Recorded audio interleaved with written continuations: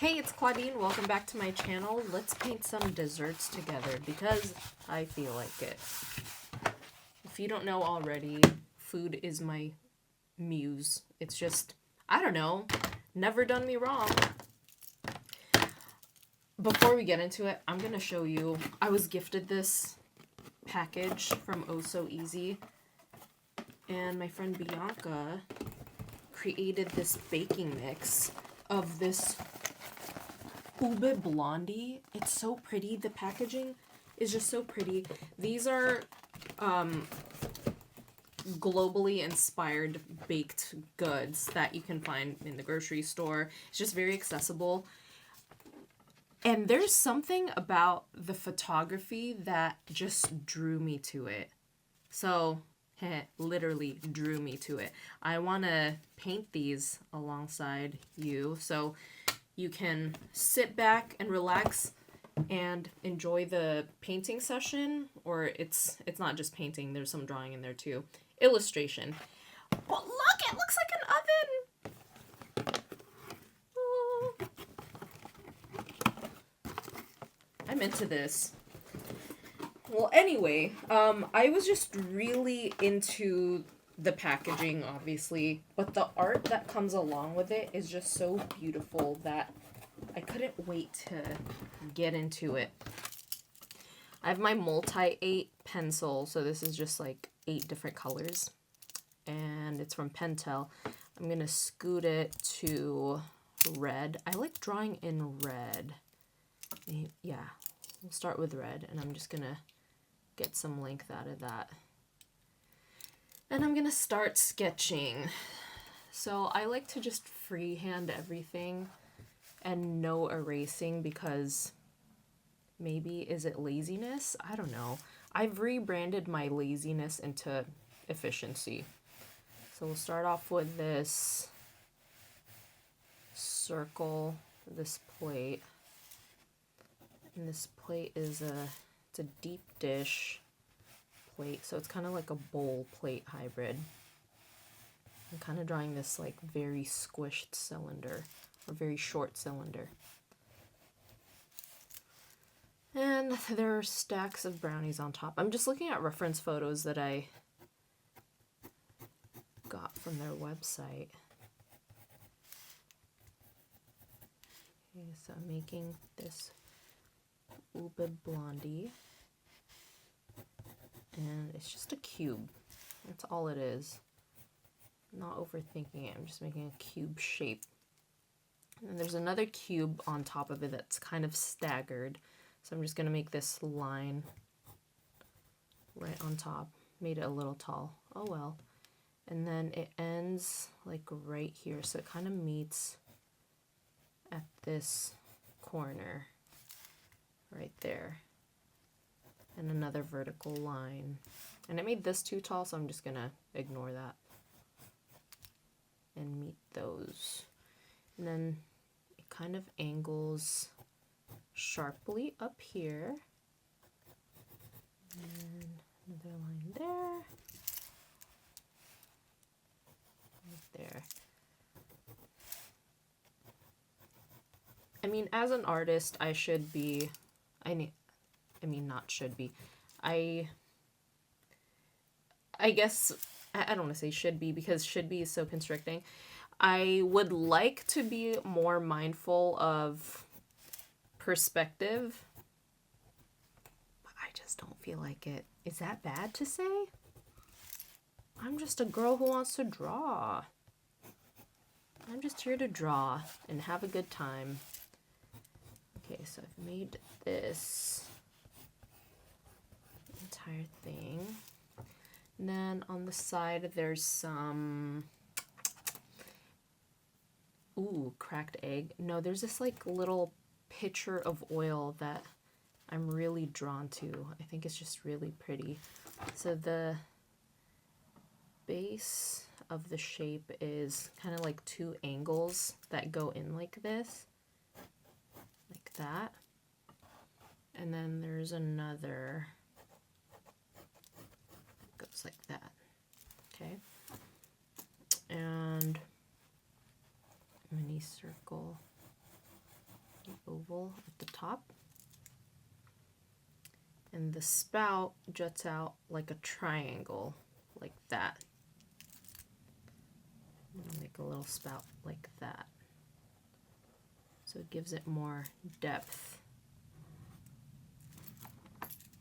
And you've got this semicircle coming out from the right-hand side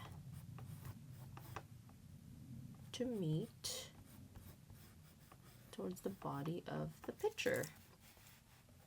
And this is in glass, so glass can get kind of tricky, but I have my ways.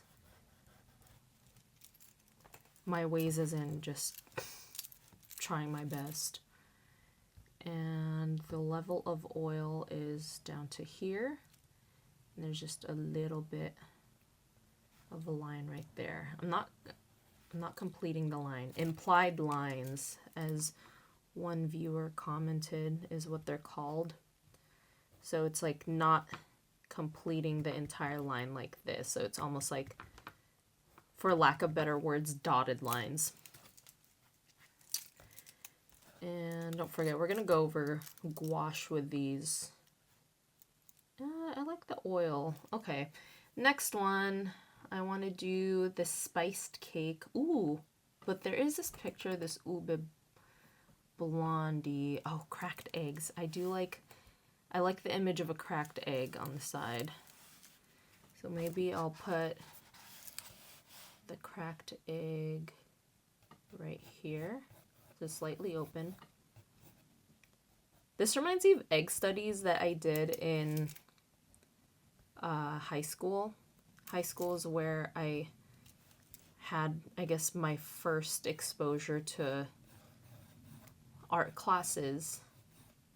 I've done, you know, like elementary school, they would have art classes and stuff, but I feel like I never really seriously got into, I mean, not seriously.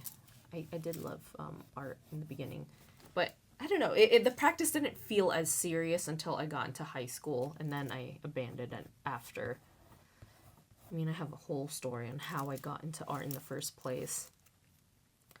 Okay, so there's my cracked egg, and there's also an oven. I don't know if I want to include the oven. That's too much. I'm focusing on food here. Okay, the spiced yellow cake. Oh, there's some butter. I like this butter right here. Butter's right here. So the butter is in a sleeve. So first off, let me think about this. Now that I'm the spiced yellow cake part, I wish you could see this. Like my computer, my laptop is just hard to bring in there. Okay, just imagine. I'm going to draw out the stick of butter first. So again, this is going to be basically a rectangular prism, which is just an elongated cube. And there's going to have some, or it's going to have some jaggedness to it, or not jaggedness, some warping, because it is a stick of butter that looks like it's softened at room temperature. And then it has this slice that kind of cuts across, covering the bottom part of the main stick of butter. And it's almost cut into a sort of rectangle. So it's like this. Right. And then you have the butter parchment paper sticking out like this. Okay, I like that. And then the paper kind of folds up like that. And I'm going to add in an extra line here to give it the illusion that the paper kind of curves up. And I'm going to make lines running across, implied lines, just so you can see where the folds are on the butter parchment. Let's get into this cake. Oh, there are also spirals of orange, because the orange, because the yellow cake is spiced, in the reference photos, they have this orange zest on the side. So it's a swirl. So what I would do, swirls are kind of fun to draw. I'm going to make a swirl like this. All right. And then from here, I'm just going to fill it in. So I'm just going to follow this line. Right here, I'm just going to make a line coming out there. And then I'm going to complete it there. And I'm going to do the same thing on the other side. So I'm just making a ribbon.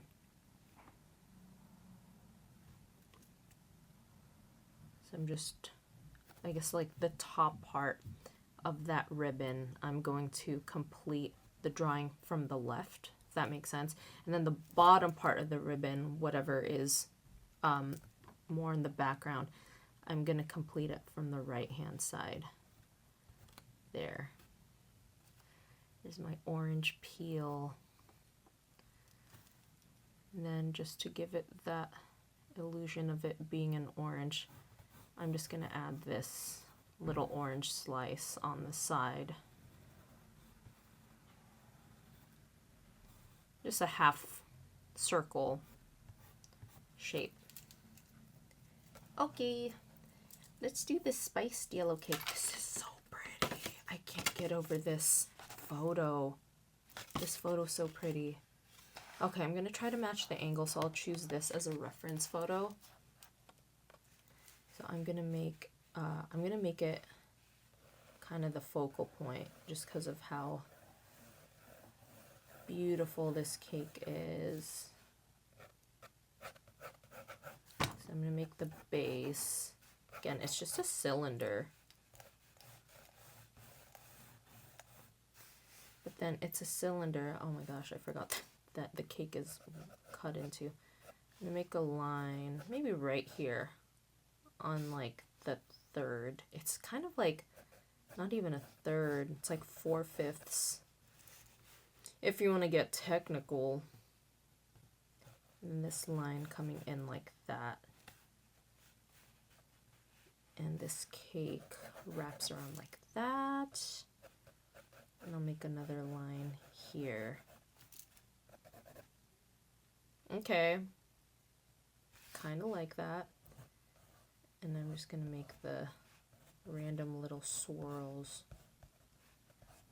I love a good whipped cream reference photo. There are cherries on top.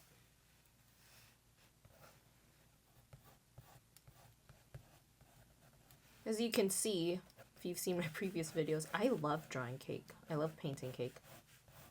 They're just fun. I don't know, there's something satisfying about them. Maybe it's because I know how hard it is to bake and make cakes, because I've made them before. It's a lot of work. I would say painting a cake for me is a lot easier than actually making it. There's less cleanup. So I'm just making these kind of like alternating swirly lines at the top and bottom to put in a rough sketch of what the swirls would look like on the cake. And there's a cherry on top here. There's a cherry here with some swirls. There, maybe it's going to go over the butter. It's going to cover the butter. And that's why gouache is great, because you can just cover over it. Okay, swirlies here. Okay. Let's do another reference photo. Oh, I need to do the miso caramel brownie. Oh, the miso caramel brownie, it looks so good. Okay, miso caramel brownie. Looks super gooey. I feel bad I didn't make enough room for this. Maybe it'll go over the cake, just so it's interesting looking. Okay, so I'll put the miso caramel brownie here, just so it can kind of mirror this. So I'm going to make a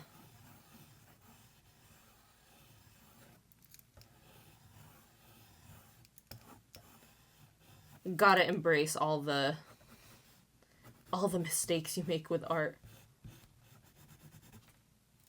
that, okay?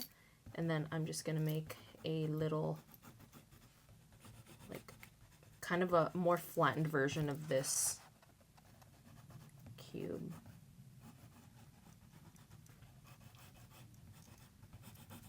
I hope you're getting a sense of how I like to work. It's literally just like, did I say that earlier? I just hope for the best.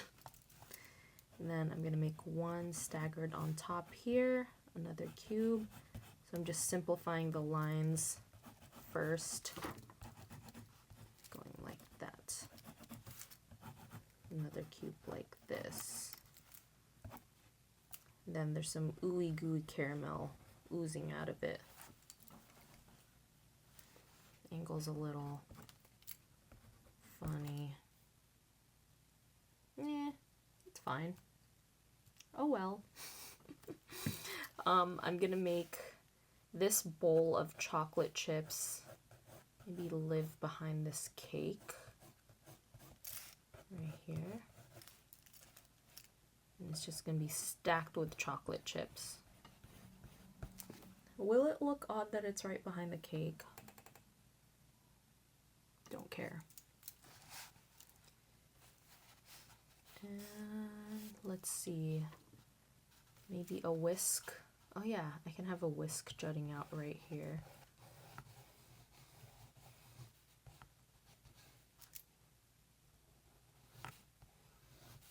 And a whisk is basically just this circle with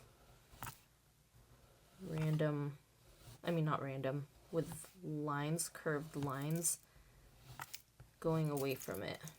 So that's my whisk. And maybe I'll have another baking thing here. Maybe I will put the oven back there. I think the oven would be cute. Let me see if I have a reference photo of an oven. Oh yeah, I do. It's in my computer. I will put the oven in there because I think it would balance it out. So I'll just have it jutting out right here.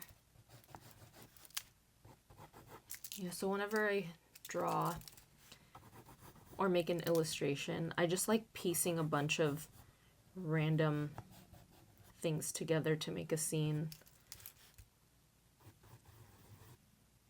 Oven.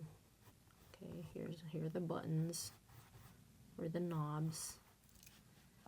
And this is the oven. Okay, I think people could tell that's an oven. And maybe I'll have a mitt. This feels a little empty. Excuse me, I feel like you could hear my burp. I feel like a cup. No, I don't like a cup. I need more food. Maybe another. Oh.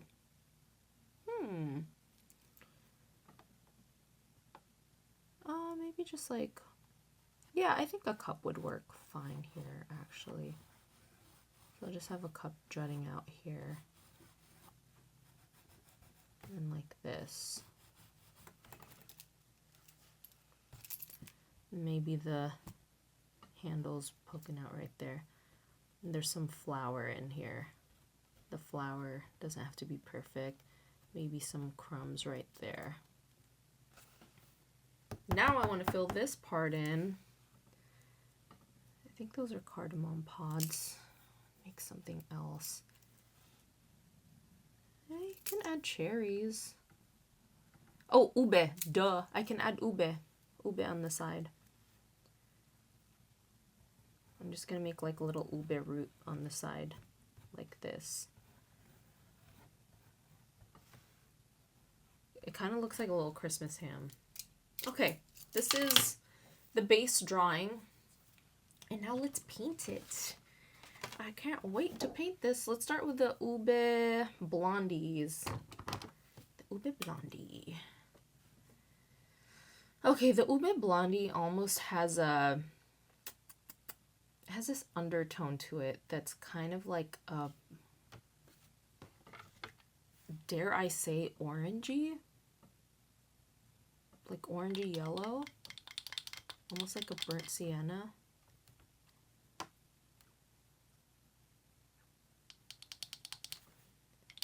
I like giving my paintings in undertone first and then letting that dry because I think it makes it look more interesting once it's layered on top.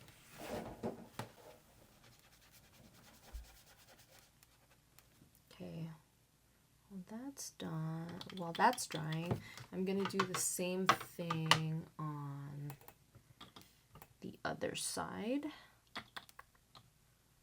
Other photos, whatever has the same like yellowy, like orange undertone. Definitely the cake. Put that in here. So I'm just spotting all the areas that would have this undertone.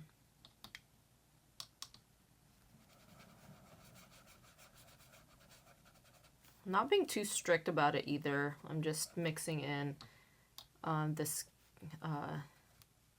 yellow with this burnt orangey color and blocking out the spaces that have the undertone. Definitely the orange.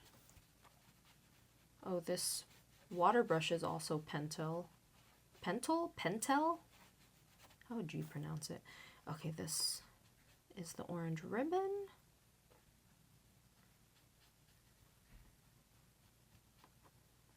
Paint that in.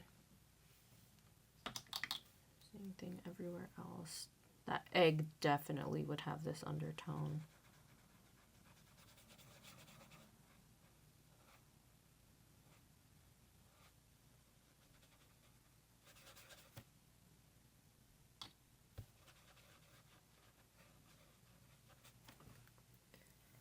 Alright. Maybe. Okay. That cup. Measuring cup would have it too. Or else the miso caramel brownie. I would say that's mostly burnt orange.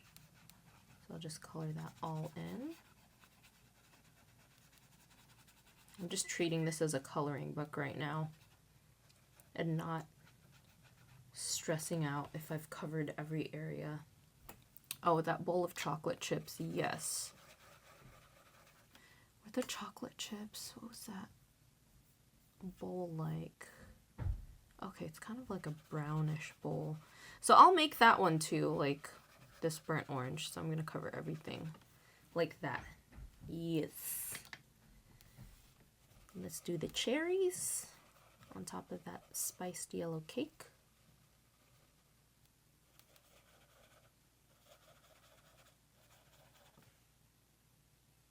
Cool. Very good. Okay. Let's go back to that Ube Blondie. The Ube Blondie has this violet like this. I feel like that's pretty close. I think that's good enough. I'll just paint this over here. And the light source is coming from the left. So I'll maintain that through all the photos.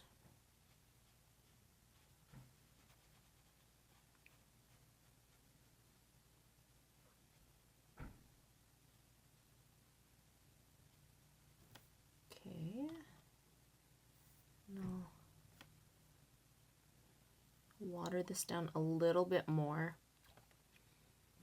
just so this side that's facing the sun isn't as opaque.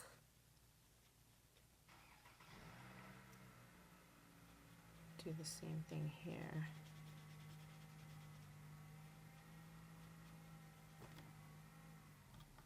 And I'm gonna darken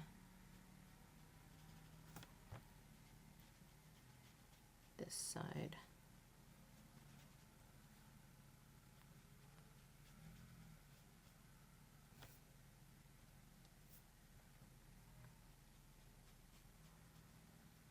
There's more of a darkness to this on the sides. So I'm gonna add in a little bit of blue to make it a deeper purple.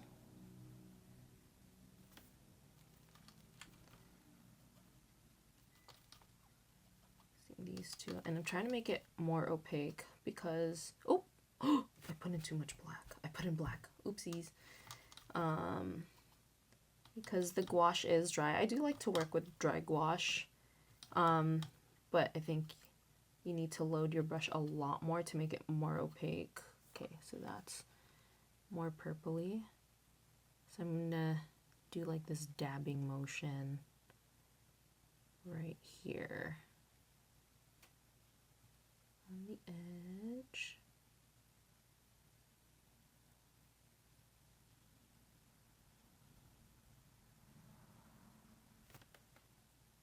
Nice. Okay, I'll do the same thing on this side.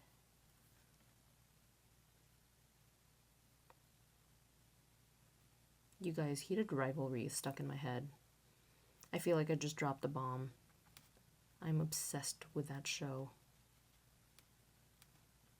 I've been reading a lot of, like, I've been watching a lot of video essays on it and why it's become a cultural phenomenon and why it resonates with so many women. And there's just so many, like, really thought-provoking takes on, like, how our world as a whole, like, overall society, just views women's interests and pleasures as smut. There, I said it. But it really is a very beautiful story, and it's beautifully shot. And my husband's always like, well, I'm glad it makes you happy. Alright, King, thanks for the support. I'm not even being sarcastic. Okay. Alright. I like that color laid down. Okay. This is a blondie, so it does look a little more yellowy, like browny, almost an orangey tint at the top. So I'm going to take that same burnt orange color, and I'm going to put it on the side. I'm going to add in some burnt sienna, and I do want to hit it with a lot of this yellow as the highlight, but I'm going to focus on that orangey burnt sienna tone. So I'm just mixing them next to each other. Yeah, I think that's good. And it's kind of ripply. Ripply's, believe it or not. So I'm going to go like this. I'm gonna ripple. And I'm gonna ripple. And I'm just gonna make that on the surface. I'm gonna lightly hit that bottom with the same thing. It sounds weird. Hit that bottom. Gonna get that bottom blondie with the same technique. And since this side is more in the sun, I'm gonna darken this a little bit more with the burnt sienna on the right side. Okay, all right, and get that yellow.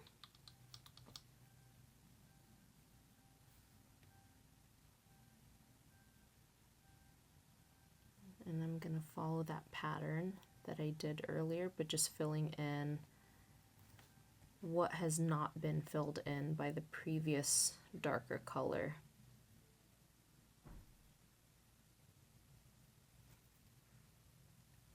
I brush some more.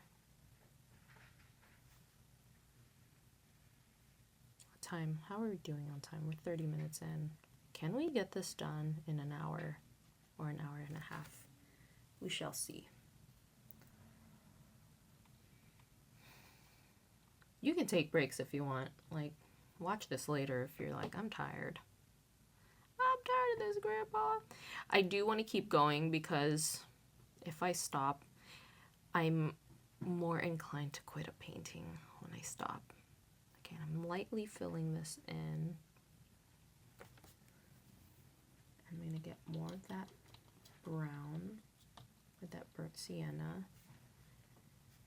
And I'm going to make little curves at the top. I think I want to introduce some of that purple in there too, just to darken it. I'm going to do this. So now I'm going to make little like lumps, if that makes sense, at the top. There's my little lumpy boy. Yeah, that's why I like I kind of hyperfixate on a piece that I'm doing. I'd rather finish everything in one sitting.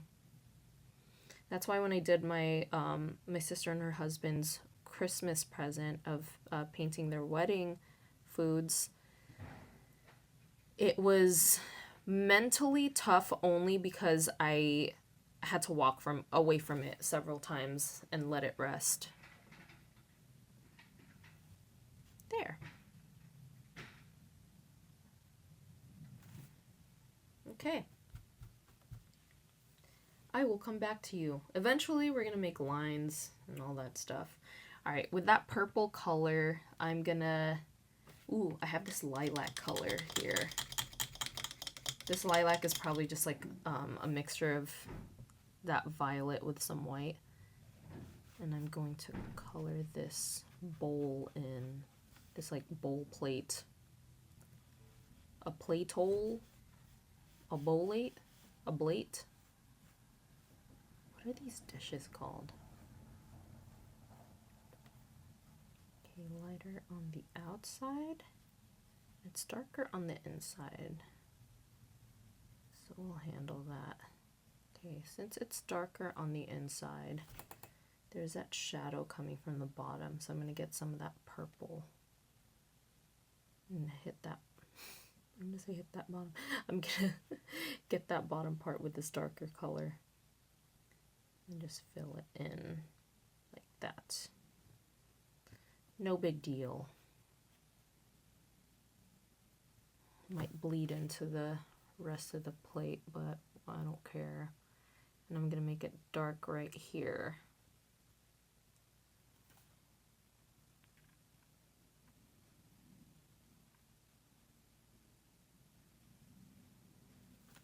Okay. And get more of that lighter color we started with. Just put that in there. Get more of that dark purple color. Just to separate it more, maybe add in a bit of blue.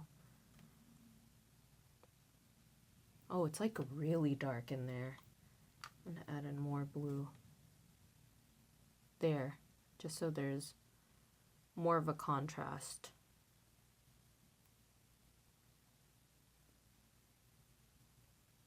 Okay, I like that.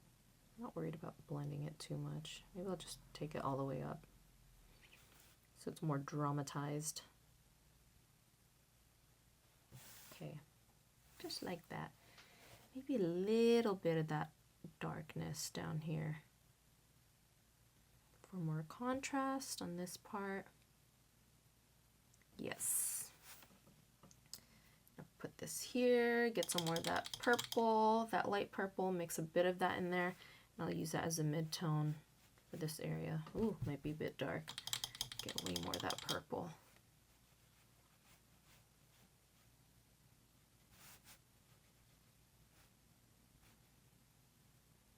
Oh, there's like multiple light sources in this. Oh well. I feel like I say oh well a lot. Okay, dry this off because there's too much of that color that I want, that I don't want. And then I'm lightening it on the side. So I'm just focusing on it being lighter on the left. And maybe a little lighter on this side.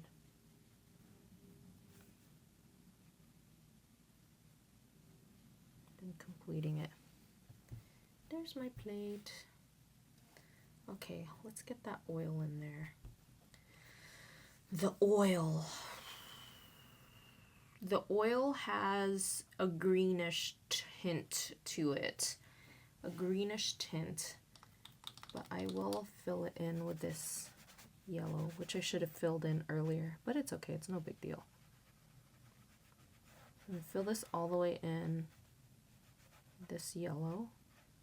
I like to use the same type of yellow throughout a piece, even though I'm tempted to use another type of yellow. I think it just gives it more cohesion and it makes everything look just better together overall.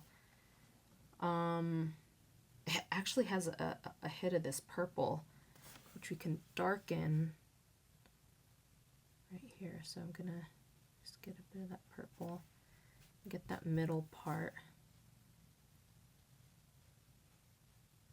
Just darken it here. Kind of spreads out like that.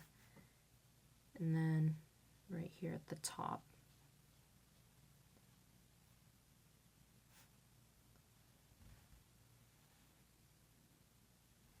Like this. So I draw out that circle at the top, complete it.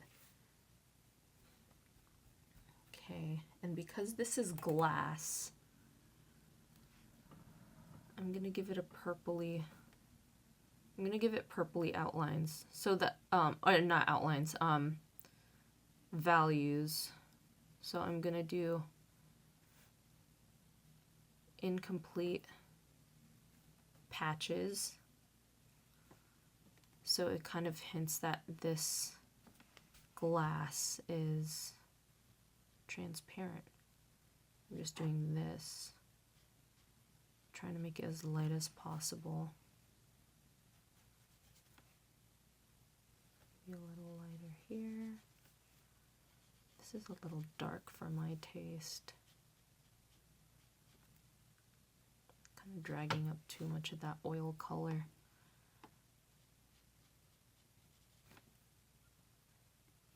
Okay. Just following the same technique. I'm just focusing on the top part of this glass.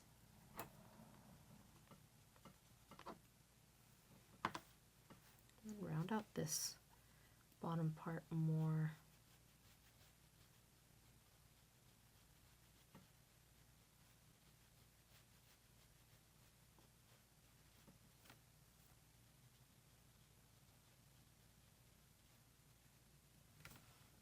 Okay,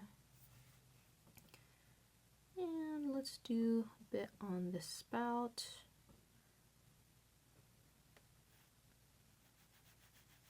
Do maybe a little bit more up here.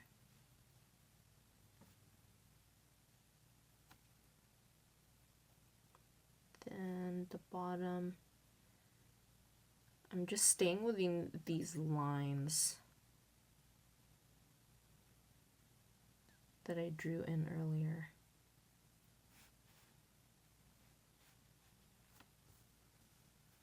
I think that works well. And then maybe some light lines here.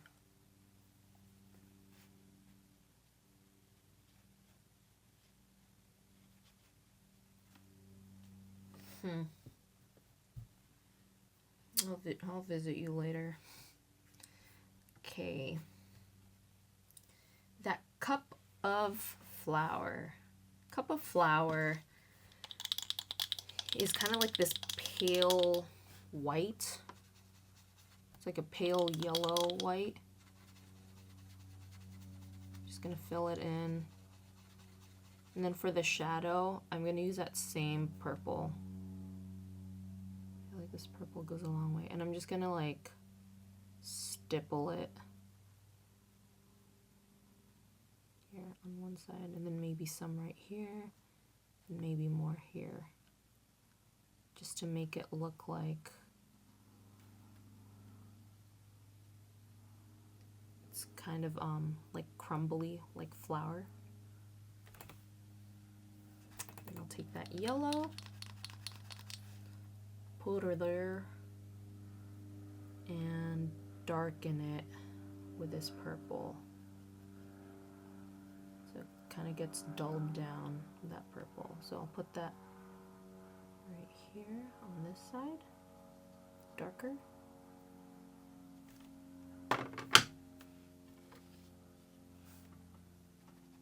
Then wipe off color and then get that yellow right here, right next to it, so it just gets lighter as you get closer to it. And it could be harsh line like that. I kind of like that.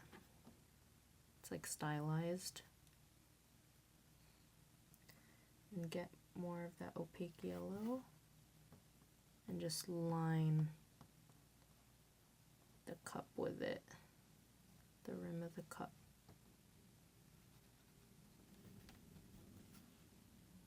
Okay, then I'm going to take more of that pale yellow I got earlier and then fill out these little crumbs I put in the bottom, then hit the right sides with a little bit of that purple. Maybe that's a little too yellow. I'm going to add in some white on top. All right, next is the egg. What egg did I use? Okay, the egg is, I mean, definitely brownish, but I like this burnt orange color. So I'm gonna use that as a mid-tone. And I'm gonna leave some of this yellow, or like that original color I put down. Fill this in all the way. And I'm going to do the same thing on this side. Mid-tones, leaving the left parts more, or this lighter tone.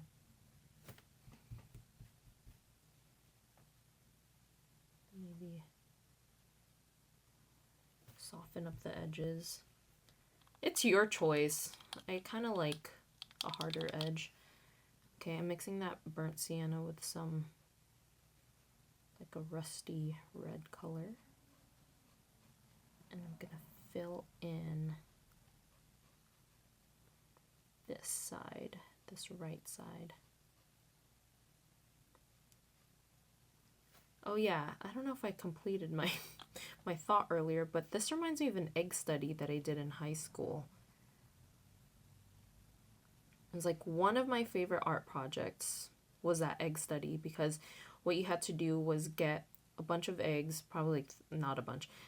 You had to get 3 eggs, 3 to 5 eggs from home, and set it up with a sheet. It could be just a regular white bed sheet, or you can be fancy and go for a pattern. And you kind of wrinkle up the sheet to make interesting folds, and then you position the eggs on top of it. You could also hard boil some eggs and then just like give it little cracks, and you put a light source on the side of it just so you can have more of a dramatic or harsher light. Then you take a photo, and that's your reference photo. And we had to draw it in graphite, and it was pretty fun.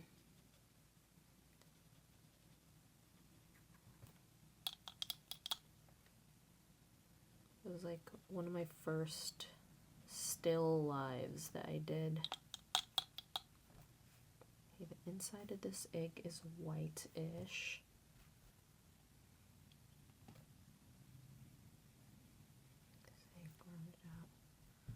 Yeah, the inside of that, it's a little white, so I'm going to hit it more with some white on the inside. Okay. The eggs have a little bit of spots in them. Take any brown color and just add in spots.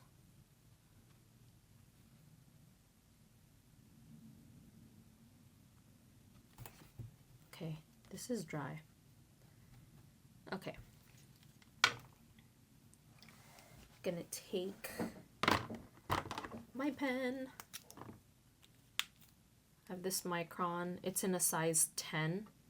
It's 0.6 millimeters. I usually work with the 8, the point, or the 08, but this one's kind of fun to work with because it's so thick.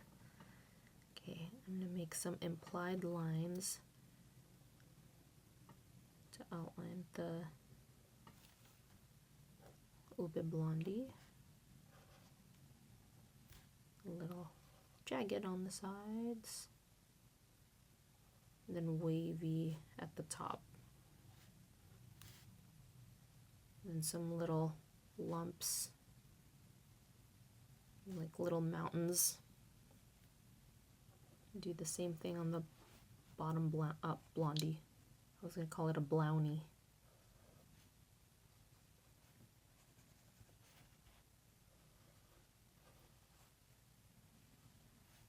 And the bottom part is a little bit more of a toasty gold, like a golden, like brownie purple.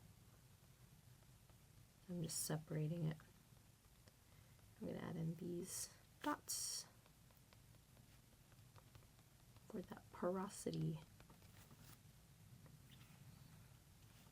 The bowl, I do the same thing, this bowl plate, which I have no idea what it's called, and I'm moving my whole arm just to make it a little easier for more steady lines instead of moving at the wrist. So I'm just doing this versus this.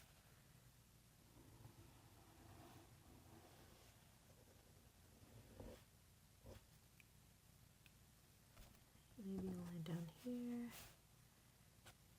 make a directional line like that.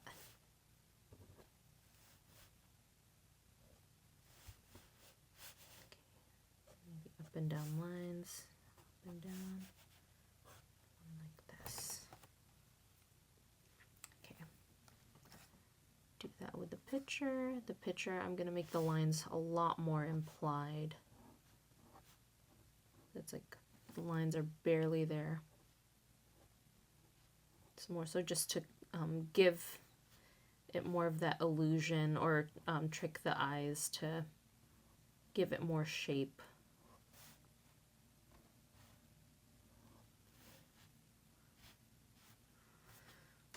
Let's see what it looks like from my reference photos.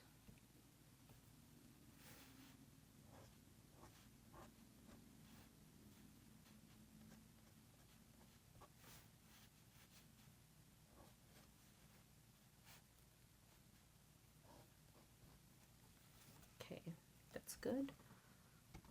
And the measuring cup on the side.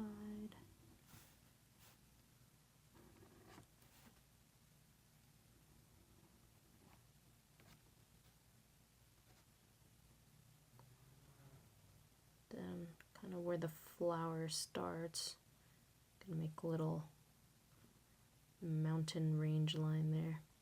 Maybe some random dots. And 3 lines like that. Fill out these random clumps of flour on the ground. The eggs should be done too. Let's do that as well.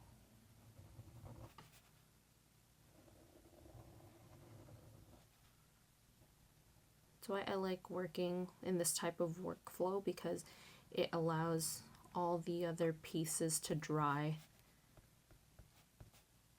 while I work on other things, and then I can go back in and make whatever lines that I want. Inside the egg, maybe I'll make lines like this to make it look more shadowy. It's a pretty egg. Okay, next. Oh, why did I not fill in this butter with yellow? That's crazy. Fill this in with yellow.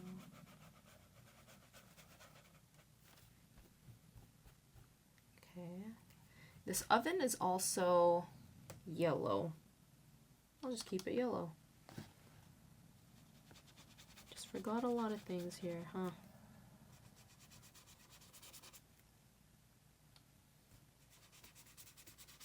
Fill the whole thing in. Grab some of that purple as the shadow.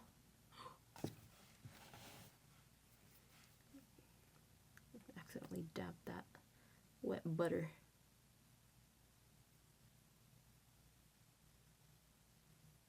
Okay, I'm just gonna draw in these knobs that dark color I just made. And I think I'll make make it a little darker on the inside, so more of that purple mixed with the yellow.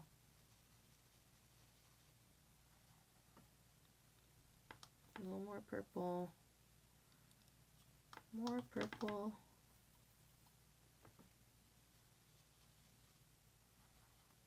Like that. Make a line like this. Okay, and then the inside of this is just dark, because it's an oven.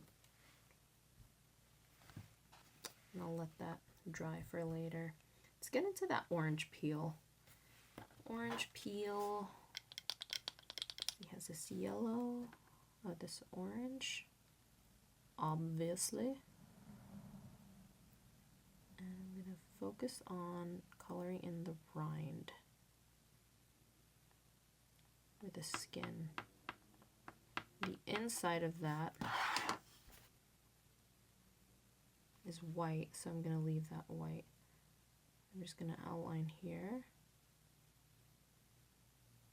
and then I'm leaving the inside that pale color, maybe like a little jagged here. And I'll do the same thing out here.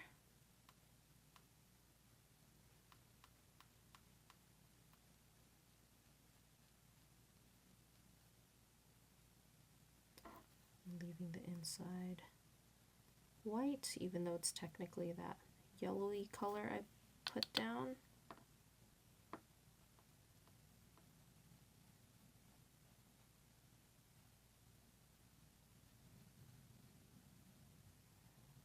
And like that.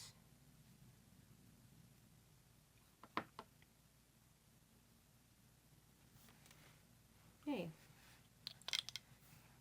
And this orange, do the same thing.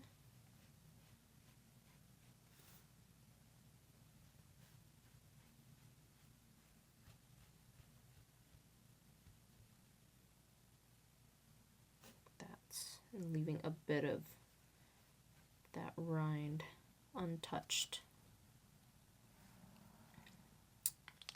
That orange on the inside is basically just some of that yellow, or mostly that yellow mixed in, and just darkening it a little bit more, the inside.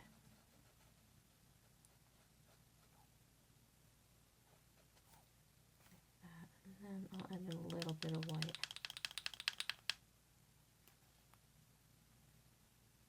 And I'll just do this. Just make random incomplete stripes in there. Oh no, I contaminated my white. Whatever. There. I'm gonna hit the sides of this with a little bit of that leftover white I have, and give these like little dotted highlights on the skin.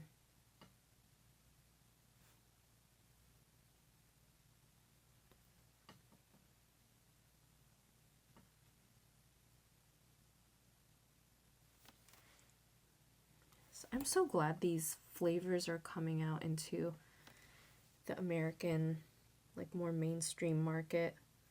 Because it's just a, I don't know.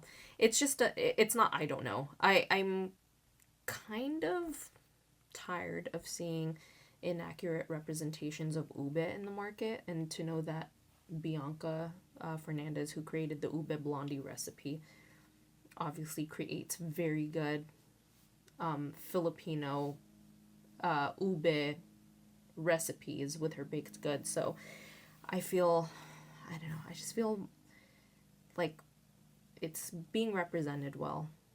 So it gives me a lot of comfort. Because there's some brands out there where I'm like, it's not, doesn't taste like the flavor that I grew up with. It just tastes like sweet potato. And that's not what ube is.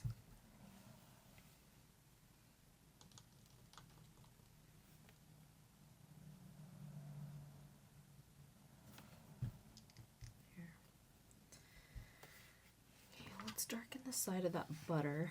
I'm using a lot of this purple to darken that yellow because it's just a good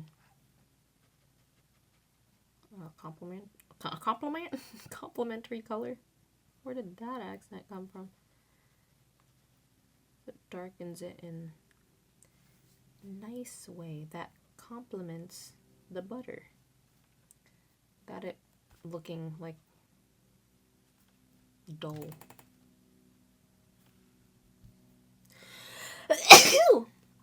Oh, excuse me. And you're gonna get some of that white, that pale yellow, and put it on the front side of that butter. Just so you have 3 different tones, like the lightest, mid-tone, and then the darkest. And that same color that I used, I'm going to use that for the parchment paper.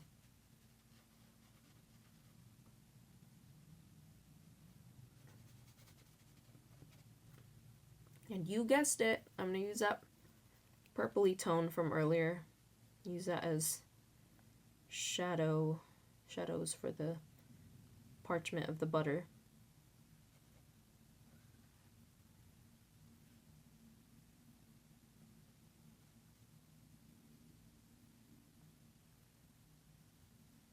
I do want to get into more savory food paintings. I just have such an obsession with painting baked goods. They're just so fun to draw and paint. I don't know, they're just also very pleasing to the eye. Very eye-catching.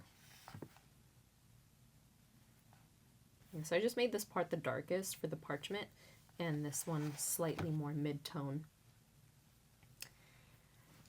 Okay, where was I? Cake. Everybody loves cake. Oh yeah, ube. I want to get this ube right here. So for that ube, I would say it kind of has, it would mimic the same structure as the ube blondies. So it would have that like kind of burnt orange undertone. Right. This is the ube crop. The ube root. So it would have that. And then the outside, the skin, would be this purple, but also mixed in with a bit of this like darker brown color. But it's also dulled down because it's like this.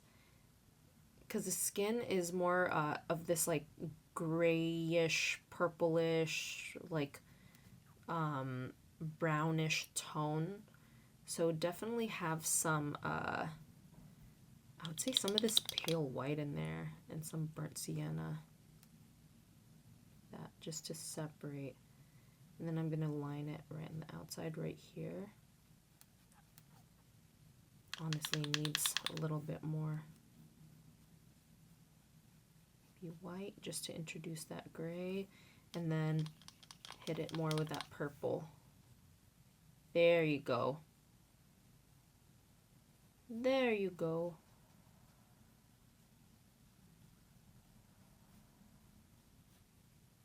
Perfect. And then just a teensy bit of blue just to bring it down some more with the tone. Tone it down. Then I'm just going to get that pure violet and color this entire thing in the center.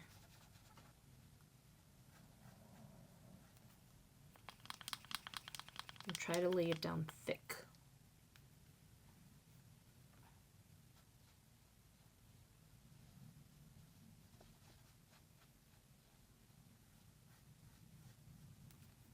Get some of that blue, and I'm just going to still work within like the flesh of that ube, but concentrating more on the edges.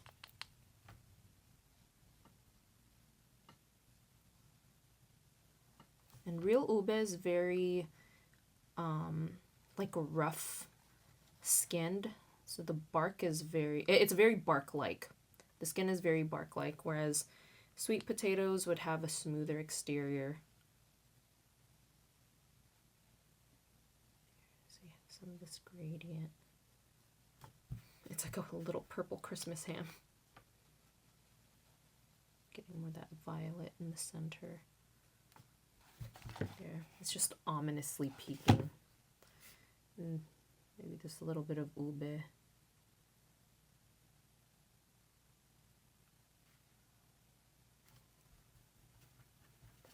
We'll leave that alone.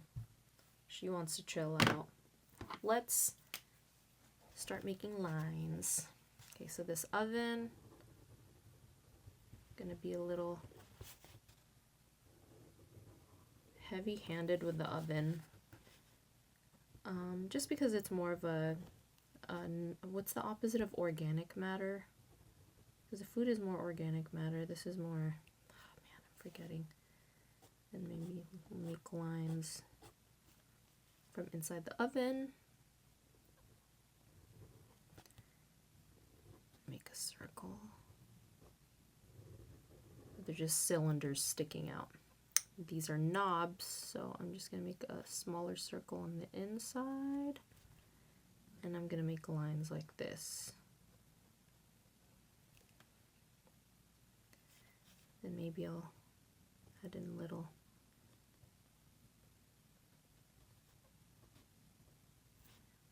measurements on the outside. Measurement lines on the outside. Just so you could sell this as more of a, like this is an oven. And more directional lines like this. I think that's cute.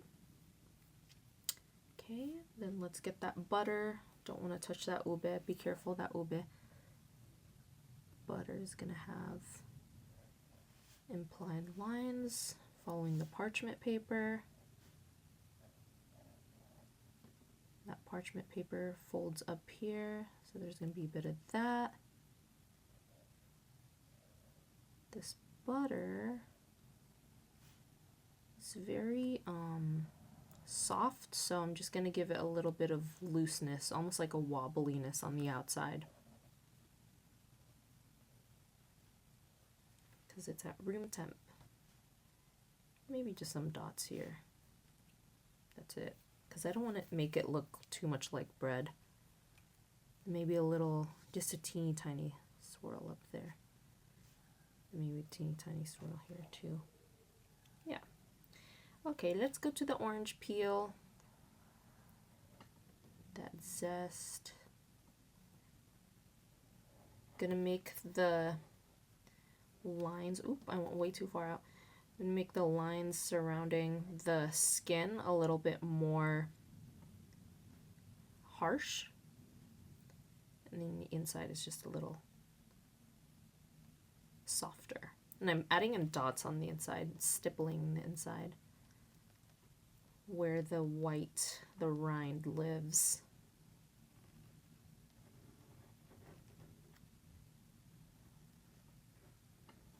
Okay. That. And same thing for the orange slice. So a little more implied lines on the inside, and also where the orange flesh is. That. Maybe some stippling.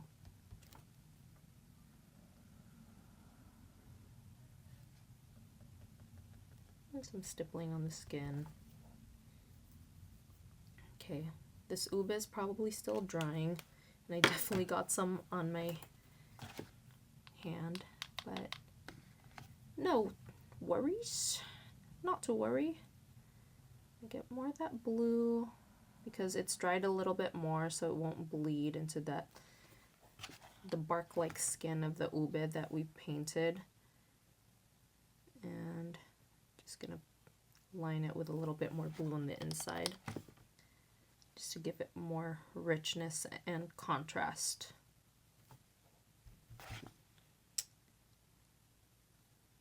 I kind of want more brightness on the inside. I'm going to get some of that yellow there. just right in the center, and then slowly blend it out. Very subtle, right? Okay, let's let that dry. Let's work on this chocolate chip bowl. The chocolate chip bowl has, it's brown. It's like a reddish brown. So I kind of want to use this. I'll change the color of the bowl slightly. We'll start with the color of the bowl because it's easier to paint on top of it. Just gonna color the whole thing.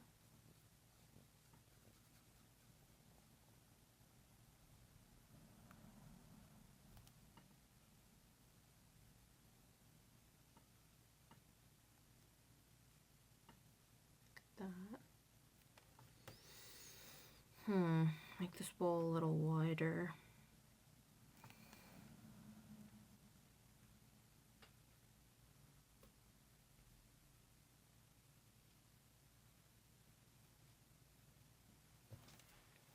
Just lives right behind this cake.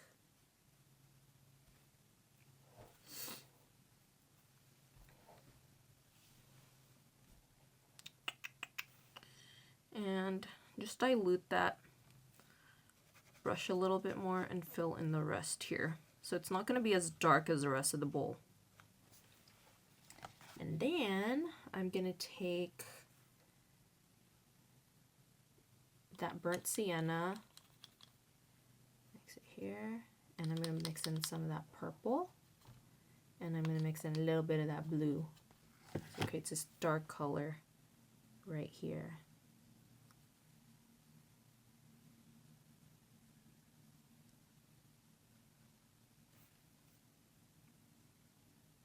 This bowl is going to be darker towards the bottom, and it lightens at the top. So I'm going to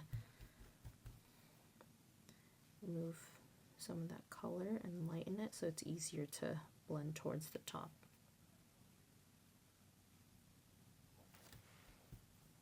Okay, now it's time for the chocolate chips. The chocolate chips, I'd say their base is very similar to this that we just mixed, but I'm gonna add in more blue.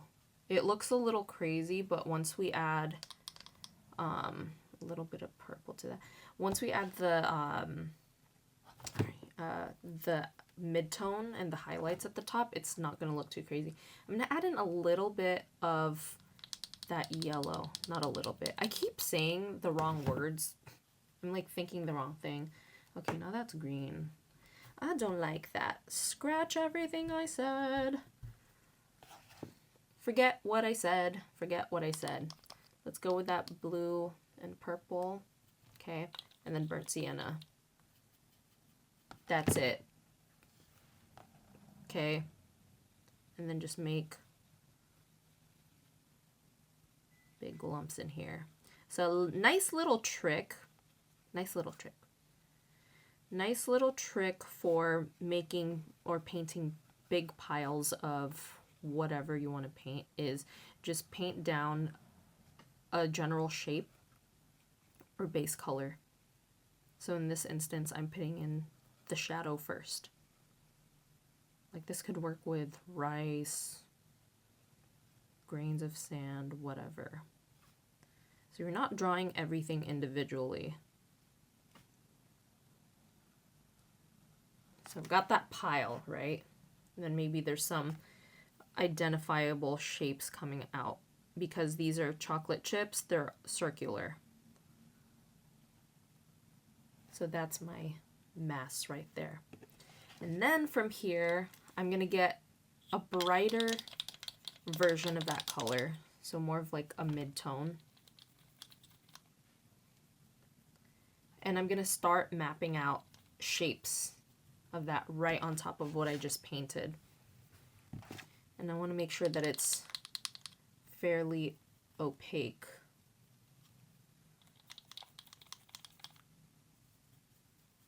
Okay, so I have this fairly opaque. So now I'm just going to map out some shapes of that. Maybe there's one that's peeking out right here, and then perhaps one that's right at the surface there, and more here.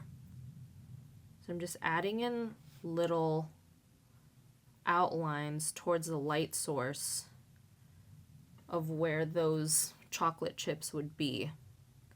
And some of them are just more exposed to the light, so I'm just adding in a little bit more color.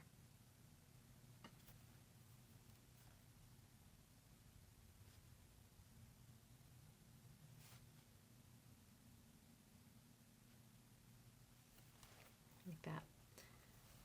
So I've got my pile of chocolate chips.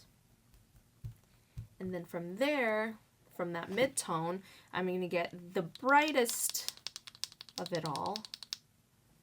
So the brightest color you can make. Then this one, I'm going to mix them with some burnt orange. And that's going to be smaller than the mid-tones that you just put down. And it's going to be the most opaque as well. Opaque as in just getting as thick of a product as possible, because it gives it that that bigger illusion of being closer to you. Then now you're gonna get each little thing with that highlight, but a smaller area of it.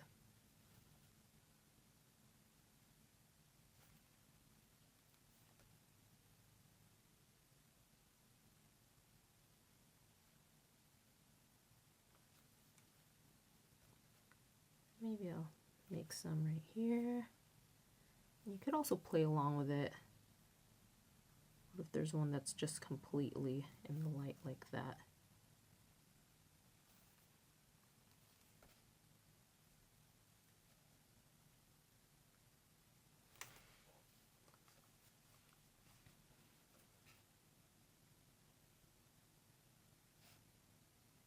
And more of a bias on the outside outlines, because you don't want these to look too round either. And some of them I made a little too round on the outside, so what I'll do is take that darkest tone again, and then I'll just correct that by flattening it.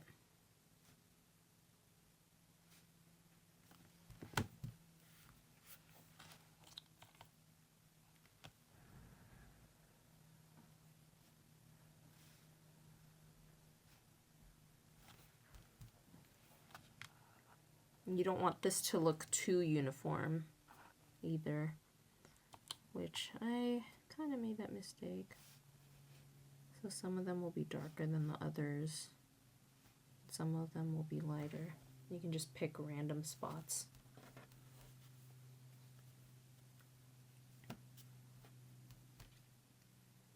That's it. That's just the fastest way you can fill out like larger sections. Okay, now I'm going to fill in this ube. This ube is going to be jagged on the inside or the outside. So that skin is like this. So I like making little hairs that come out of it, because they are kind of hairy. And maybe like random circles.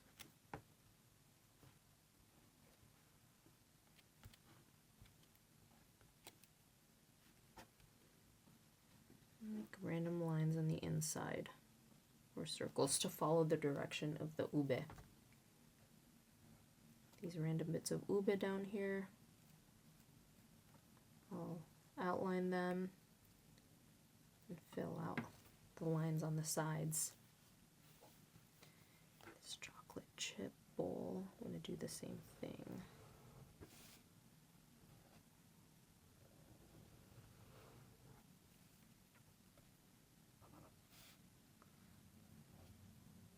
Some of them might not be dry yet, so proceed with caution.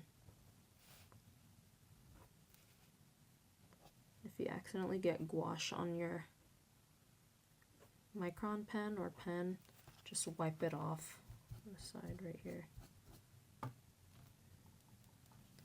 And they're fine.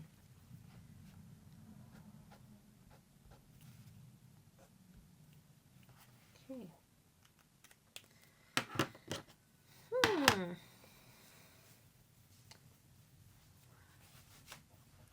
Are you tired yet? I put in a lot in this painting. The cake! The big old cake. Let's go spiced cake. Handy dandy reference photo here. Okay, let's start with the shadows. So the shadows are, like, obviously they're gray, and they kind of give off a fairly bluish undertone. So I'm going to make a new color on the side. So it's kind of bluish, honestly bluish. And then maybe a little bit of burnt sienna there. I'm gonna wipe this off, and I'll add in a lot of white, like plenty of white. A little bit more blue. Oh, color matching who? Color matching who? It's a little dark, so I'm gonna add in more white. And now I'm just gonna draw in. Oh, perfect. Yes. I'm just gonna focus on the right hand side of making swirls. And I'm going to be very loose with it. So I'm just going to make these like shapes, almost like hook shapes.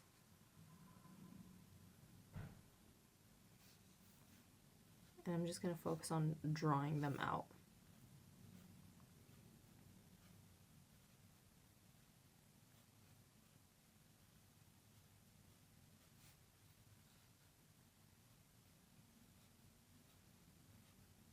For these cherries living on top of the whipped cream.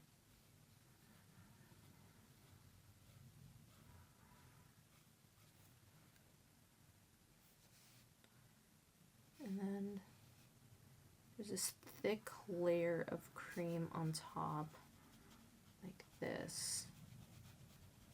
That's where all the shadows live. It's drooping down like this.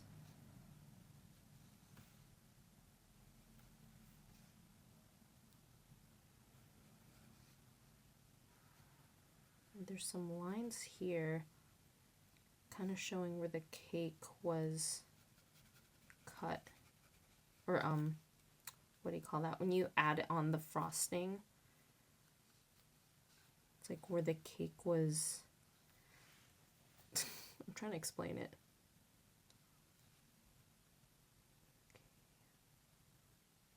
I'm just again focusing on the right hand side.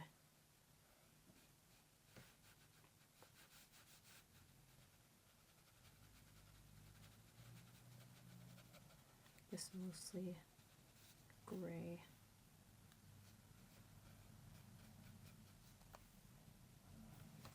And then now I'm going to take that yellow and add lots and lots of white to it. Lots of white for the body of the cake. I'm just going to add it towards the left. I'm not tripping out if I'm covering the gray parts that I just put down because I'm going to layer more on top. I just want to be able to lay down plenty of color first.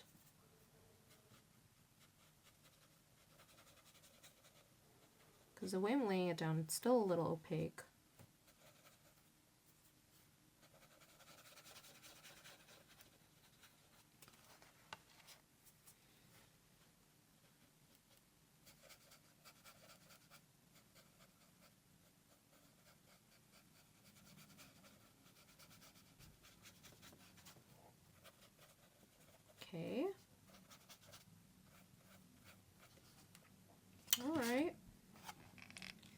take that pure yellow color and I'm just going to lay it thick in here.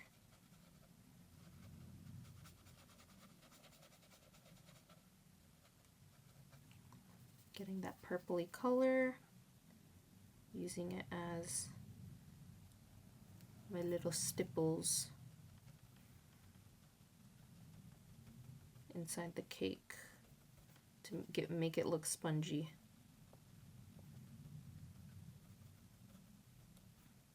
So it's pretty translucent. All right, now I'm going to take pure white, the purest white you can get, and as thick as you can get on that brush. Now I'm going to draw out, trying not to cover those gray lines, and focusing on the left-hand side. I'm drawing out the highlights of this cake, and it's just all white.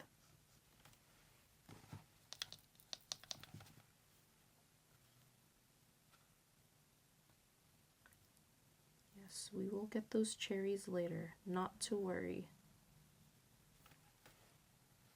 Following the same pattern as I did for the hook shapes.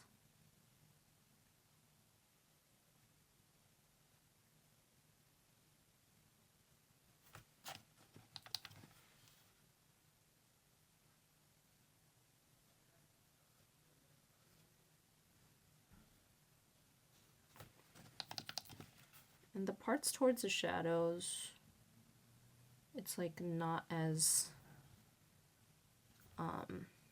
apparent. And towards the left, I'm laying it down thicker, if you can see.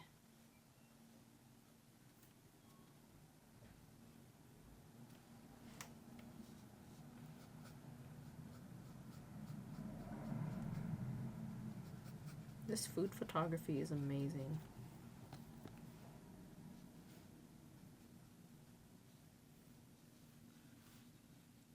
I'm going to add in some whites here for the frosting on the inside.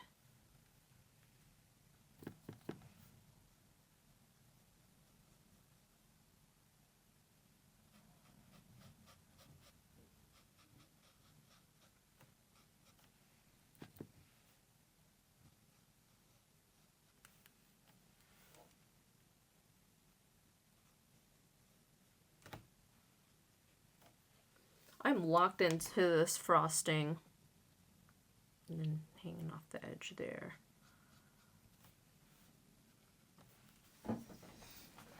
Gotta change my seating position.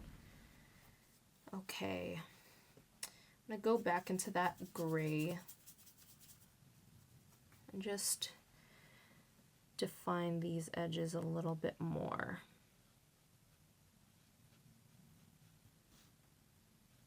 Just putting more of a focus again on that right side, giving everything a lot more definition with that shadow. And I'm not even going towards the left anymore. I'm just focusing on the right, just so I can re-identify what I might have covered up.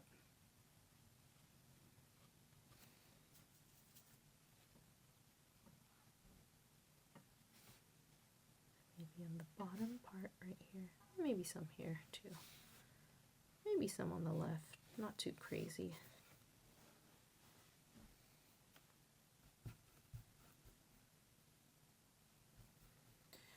Let's get these cherries. Get this red. I'm gonna be pretty heavy-handed with my red. I'm gonna draw out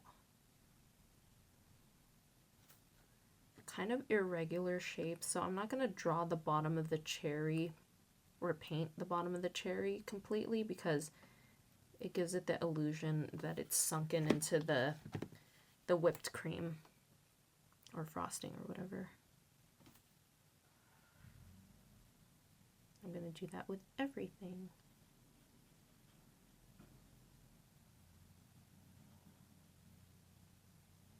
Yeah, there.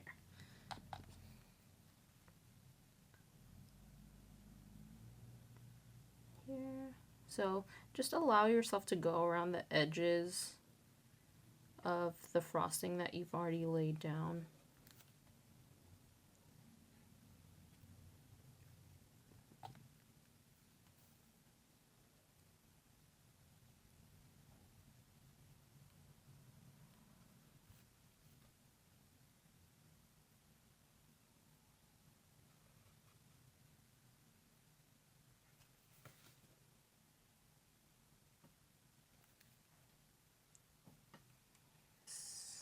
Do the same thing for the last one.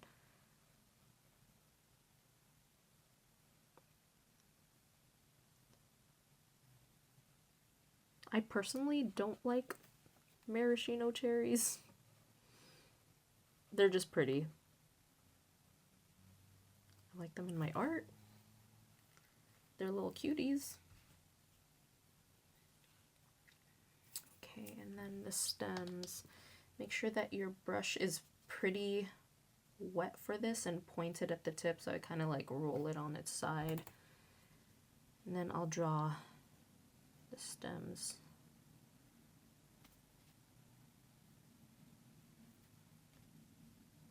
Yes, I'm going over the butter, but everything's gonna be okay.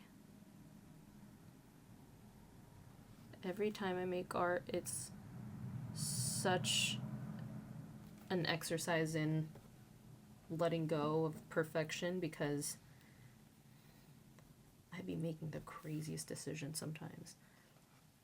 Okay, then I'm gonna get a darker red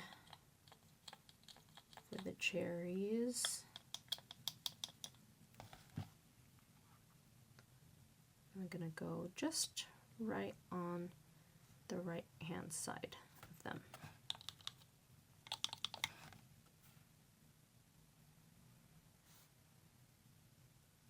It doesn't have to be perfect. Just like this is fine. They're not completely round too, so any random shape that your shadow takes is pretty realistic.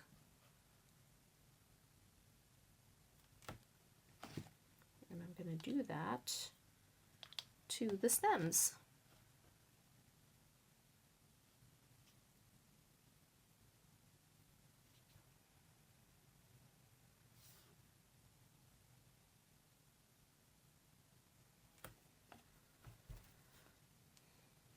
Okay, now that those shadows are down,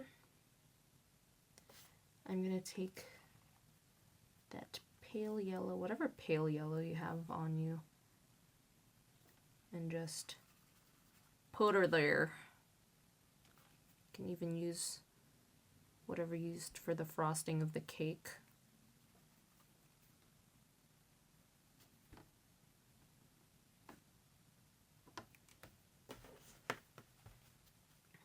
Okay. Oh my gosh, we're almost there. Wow, this is pretty long. Not gonna lie. Let's do the miso caramel brownie. These look so good. Oh, nice. The plate for this is red, so I'm gonna put down this red. This is really the last thing we have to do, and there's that whisk, which I'm honestly just gonna outline with pen, maybe.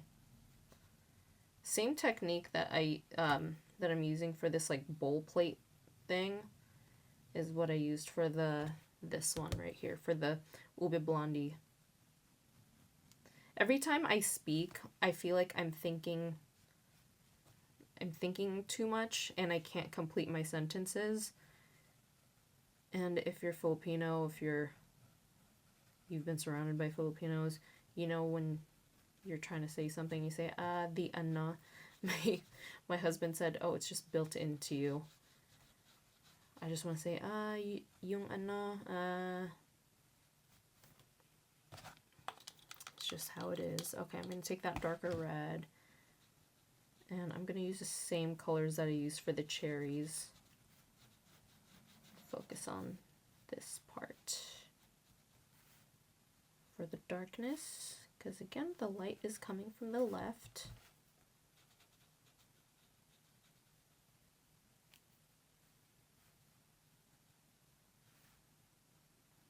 An outline here.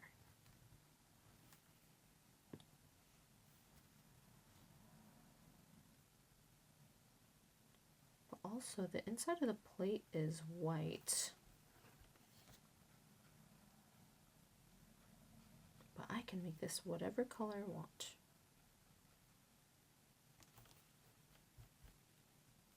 I'll make it white.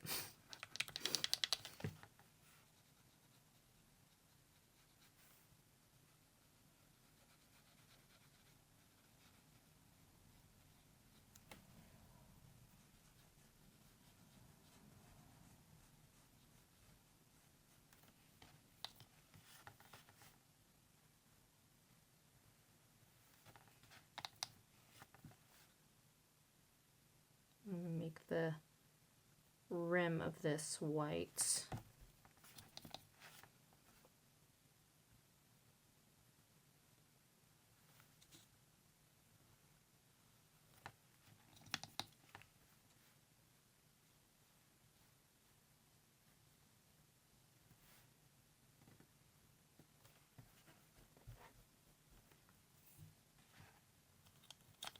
Maybe some burnt sienna in here just to darken it. Maybe with a mixture of that. Maybe some blue? Darken it some more.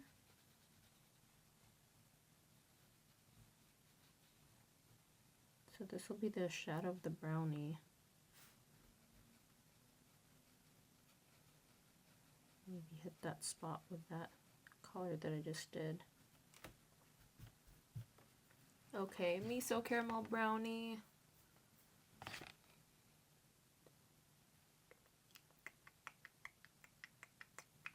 Burnt sienna.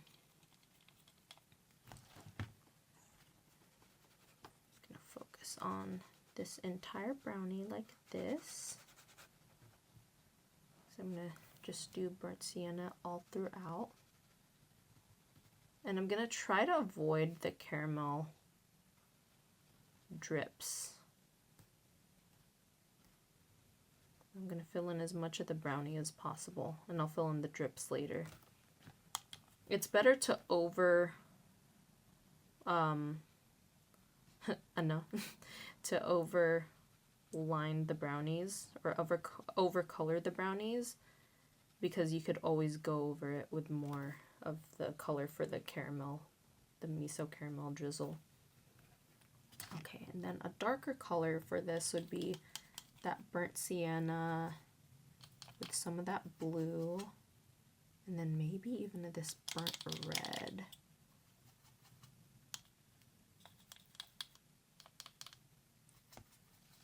Yes, it's a good color. And then I'm just gonna kind of focus on the side of my brush. Then just focus on that top part of the brownie. And maybe go even a little darker on the inside. On this side right here. Yup, like that. Then more right here. Yup.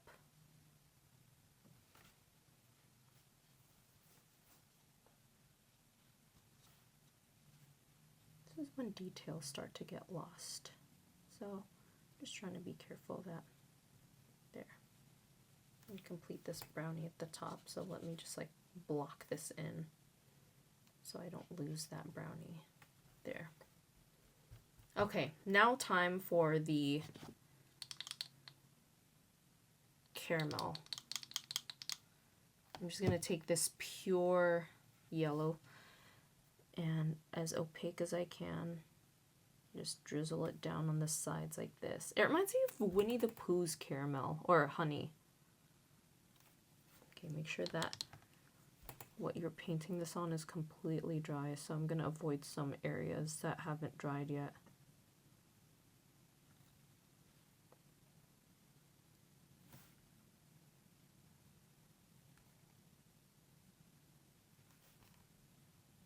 This video is going to be 2 hours long, I think. I apologize. Yet another 4K video of me caught biting off more than I could chew. Huh. I'm really enjoying how this is turning out, though.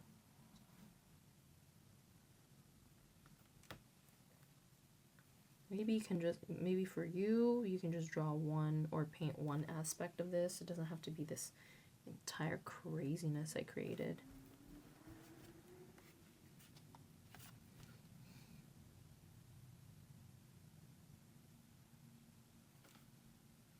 Yes. Okay. To give it more of that orange, or, yeah, I guess orange that the caramel has, I'm going to mix in some of that red with that yellow, and I'm going to get the sides of the caramel with that color, the right hand side.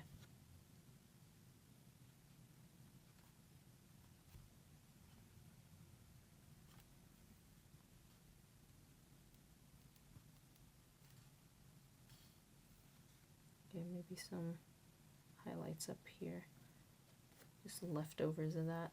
Just like stipple at the top very lightly. Okay, this cake is done. Let me do this whisk. Let me give this whisk some love. I feel like it's like, please just color me in. I'm gonna get this like grayish, bluish green. Just make my brush as pointed as possible, and I'm just going to follow the lines that I made with my multi-8. Might not glide well on top, just as a heads up, or just a heads up.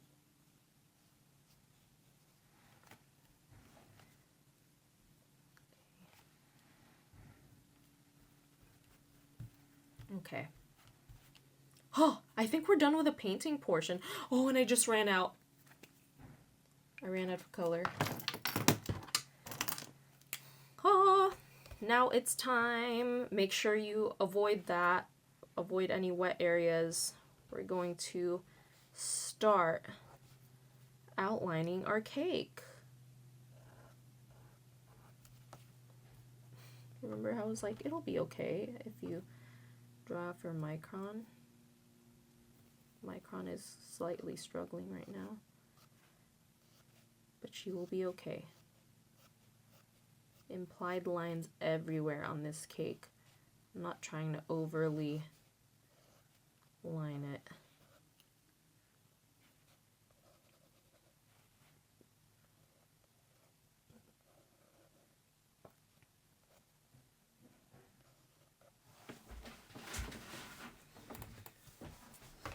Bend my knees for this.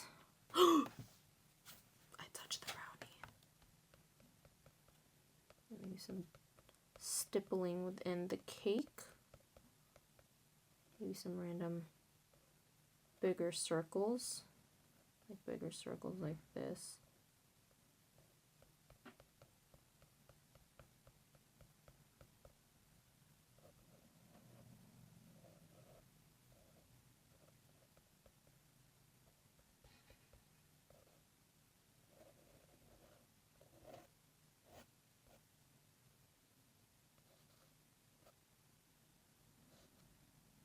And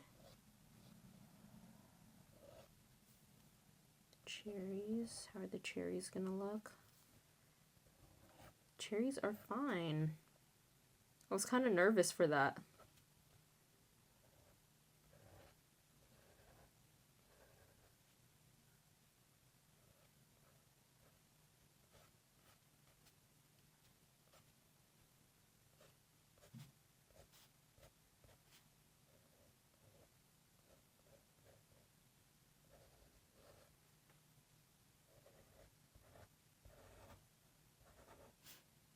God, this cake is so beautiful.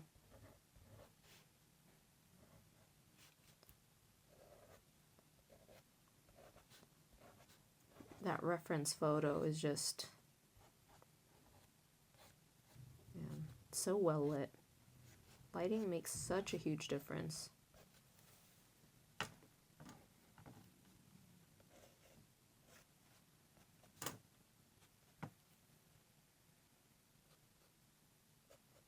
Some directional lines to see where this cake is sitting. Oh, what a cute cake! This whisk needs a little help.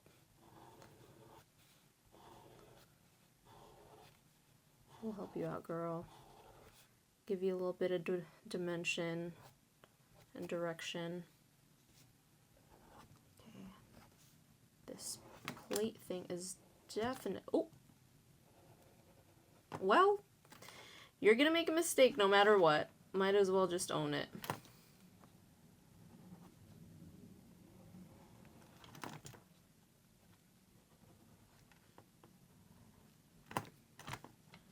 Like I said earlier, that's why I love art. It's such a great exercise on exposure therapy for making mistakes. Because no matter what, life is just gonna throw things at you and you're gonna make mistakes. You might as well practice making mistakes all the time and then practice yourself, and then practice giving yourself grace, because I've learned that's just the best way for me to live my life. I just have a lot more peace that way versus always beating myself up for making the tiniest mistakes, because it really doesn't matter at the end of the day. Not me getting philosophical, but it's true. I mean, that's a reason why I started this channel, or how I started this channel, is that it was just a huge process of lots of learning, lots of mistakes that were going to be made regardless, and it's better to just learn. Because if you're perfect all the time, it's kind of boring, right? It's like if a movie had perfect characters, they made no mistakes, it's gonna be boring.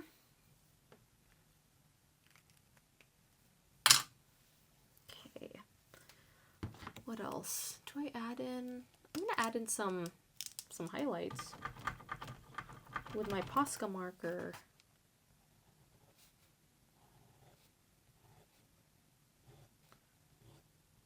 Just a nice finishing touches.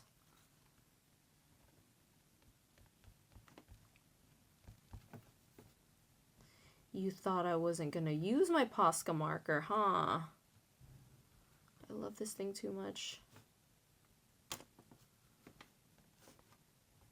Focus on the highlights towards the left of every subject. Oh, hold on. You know what? I'll leave that there. Let it dry.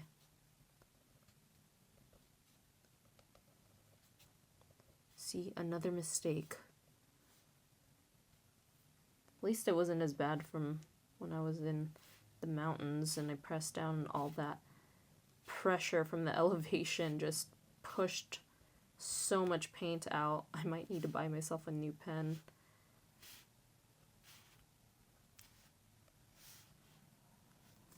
Now I'm kind of using that reservoir as my paint palette. This reservoir on the cherry.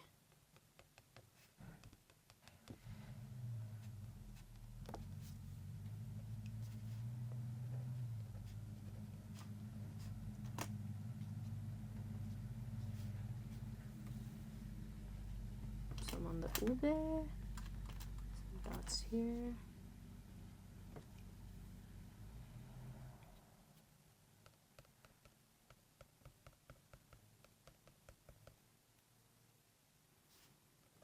The butter, perhaps? Definitely on the orange. Squeeze out my marker here. I think I really do need to buy a new pen. It squeezed out most of it when I was in Crested Butte. When everything popped out. Oh, chocolate chips. Just make rounds right here.